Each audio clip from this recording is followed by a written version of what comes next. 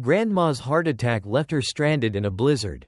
In a forgotten corner of Montana, where snow falls thick and the wind howls like a lonely wolf. A small log cabin sat buried under a blanket of white. Inside, 9-year-old Lily Carter curled up by a dying fire. Her breath visible in the chilly air. Her big brown eyes stared out the frosted window, searching the snowy path for her grandmother.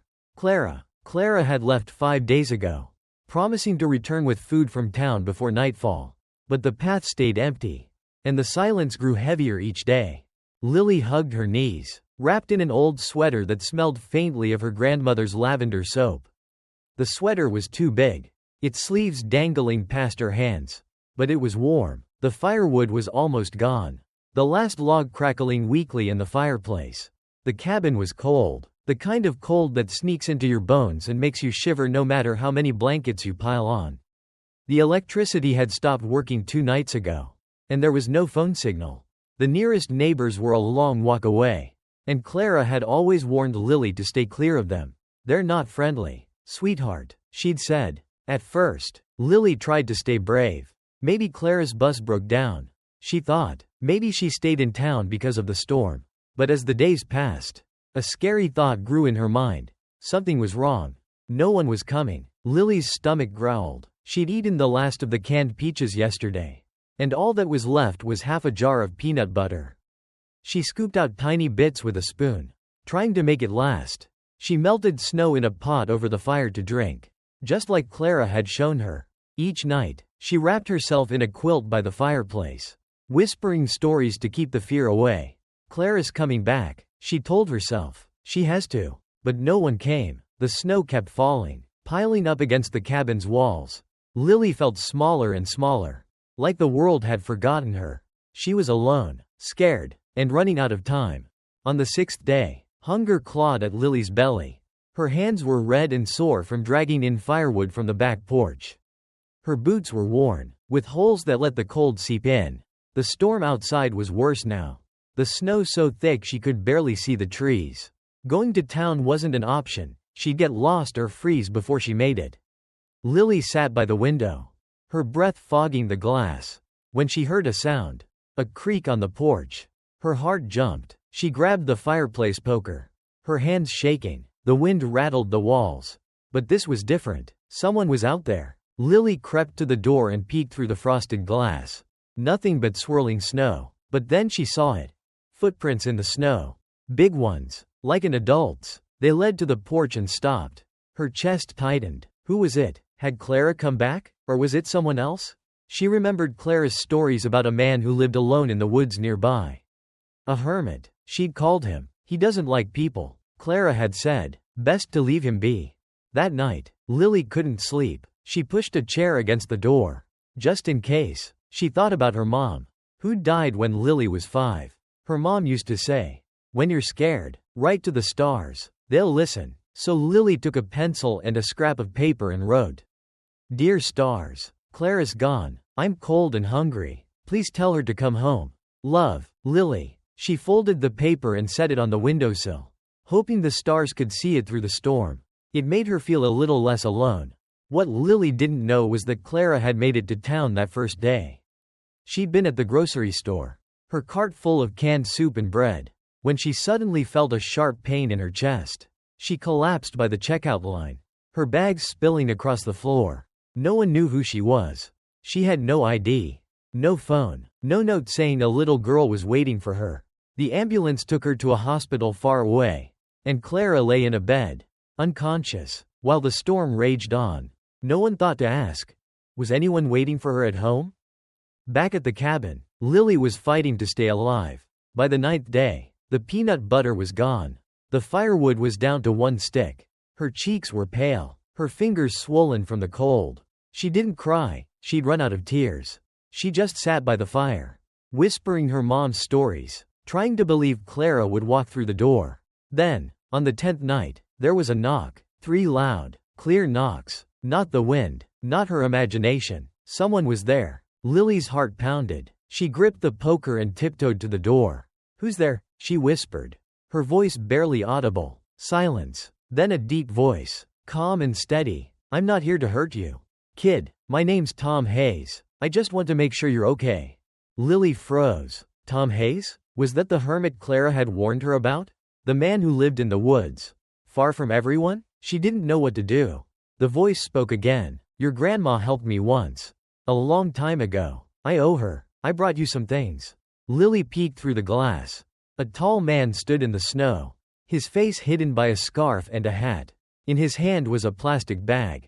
He set it on the porch and stepped back, waiting. Lily's stomach growled. She was so hungry, so cold. She opened the door just a crack, grabbed the bag, and slammed it shut, locking it tight. Inside the bag were cans of soup, a box of matches, a flashlight, and a candy bar. Lily tore open the candy bar and ate it in 3 bites.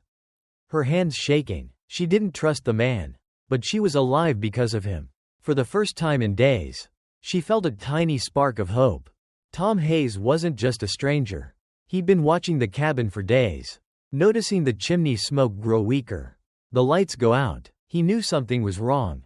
Tom wasn't always a hermit.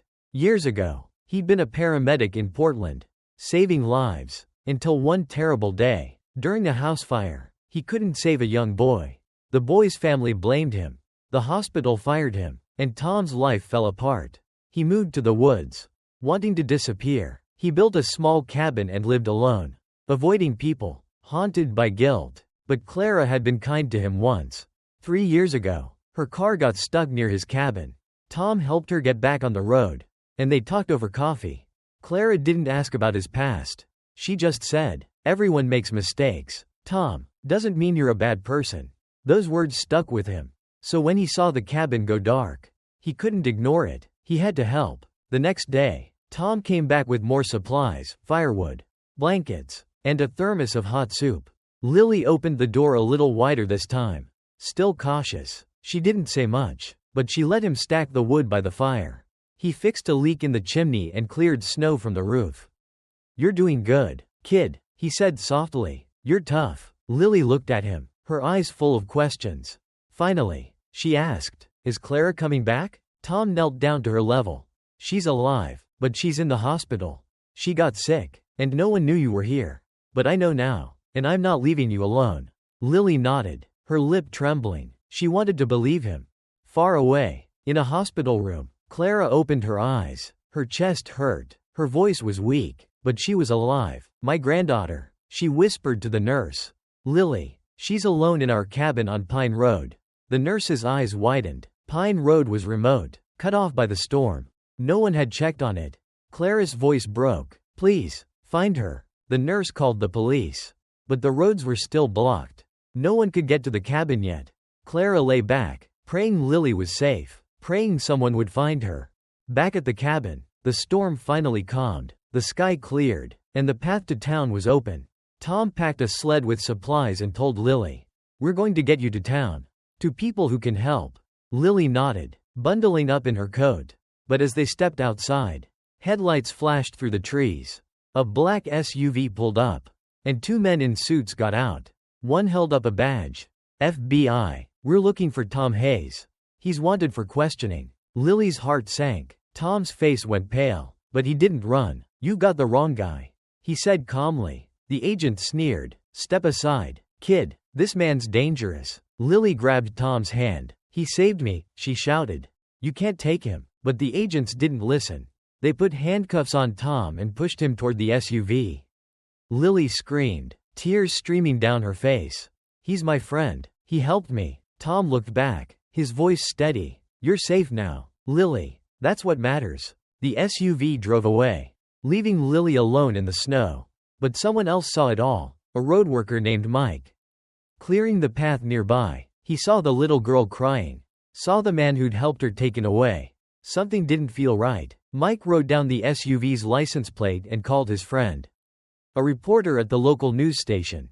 That night, the story broke. Woodsman saves girl, arrested by FBI. The news showed a photo of Lily, small and shivering, reaching for Tom as he was taken away. People were furious. Social media exploded with comments. "How do you arrest a hero? Free Tom Hayes." A petition started online, gaining thousands of signatures in hours. People shared their own stories of kindness, of second chances. At the hospital, Clara saw the news and cried. "He saved my Lily," she whispered. She called a lawyer friend and told the truth about Tom. He wasn't a criminal. Years ago, he'd been blamed for a tragedy. But new evidence had cleared him. No one knew where he'd gone, until now. 3 days later, Lily stood outside the town courthouse. Cameras flashing around her. She was scared, but she spoke clearly. "Tom gave me food when I was hungry. He kept me warm when I was cold. He made me feel safe when I was alone. He's not a bad person. He's my hero." The crowd cheered. And inside the courtroom, the truth came out. Clara testified. The lawyer presented the old case files. And the judge listened. "Mr. Hayes," the judge said, "this court was wrong. You're a good man. And we're sorry." The handcuffs came off. And Lily ran to him, hugging him tight. 6 months later, Tom moved to a small house near town, close to Clara and Lily. The snow was gone, replaced by green grass and wildflowers. Lily visited him every day, bringing drawings and stories. She wasn't scared anymore. She was happy, loved, and safe. Clara was healthy again, her smile brighter than ever. Tom started teaching kids in town how to survive in the woods, how to build a fire, read a map, and trust themselves. He taught them what he'd learned: kindness matters, even when the world forgets you. One day, an SUV pulled up to Tom's house.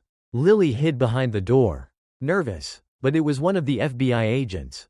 Agent Carter, the one who'd arrested Tom. He looked different, quieter. "I was wrong about you," he said. "You changed things, not just for that girl, but for me." He handed Tom a letter from the government, thanking him for his bravery. Tom nodded, saying nothing. He didn't need the letter. He had Lily's laughter, Clara's friendship, and a new start. Lily ran outside, chasing a butterfly, her voice full of joy. Tom watched her, standing barefoot on the grass. He wasn't alone anymore. He was home.